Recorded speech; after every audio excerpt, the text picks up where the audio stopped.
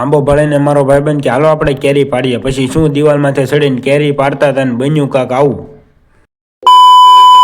તો કેમ છો મિત્રો, સ્વાગત છે વિવેક દેતુરા વ્લોગમાં. મિત્રો હું હતો ઘરે ને મારા ભાઈબંધનો ફોન આવ્યો કે બાપુની દુકાને. પછી હું ફટાફટ મળ્યો બાપુની દુકાને હાલવા.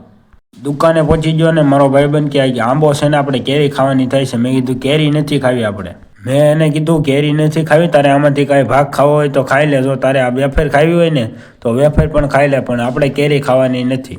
પછી હું દુકાનેથી આવી ગયો ધાબામાંથી અને અહીંયા જોયું જાય તો અહીંયા પણ આંબો છે. મિત્રો હજી તો આમાં કેરી નાની એમથી છે, ઓલા પણ તો બહુ મોટી હતી, અહીંયા હજી નાની એમથી કેરી છે. આંબાની બાજુમાં જ હતી શીકુડી, તો કોને કોને શીકું ખાવા છે એ ફટાફટ આવી જજો, પછી કહેતા નહીં. એની બાજુમાં હતી લીંબુડી, એમાં આપણે જોયું કે લીંબુ છે કે નહીં, ત્યાં તો હજી તો એમાં એક પણ લીંબુ નથી.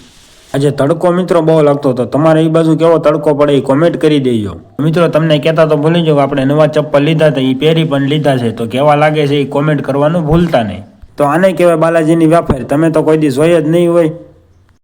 વાત તો સહી.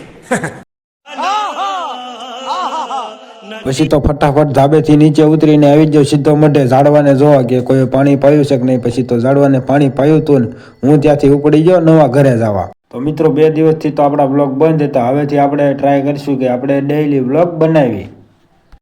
પછી તો મિત્રો હું સીધો આવી ગયો પલોટે ને અહીંયા આવીને જોયું કે આટલી દિવાલ સણવાની બાકી જતા છે ને હું જાતો તો ઘર બાજુ. મિત્રો હવે આપણે બ્લોગ અહીંયા પૂરો કરીશું. જો મિની બ્લોગ ગમ્યો હોય તો લાઈક કરજો અને ફોલો કરવાનું ભૂલતા નહીં. તો મળીએ આપણે નવા મિની બ્લોગમાં.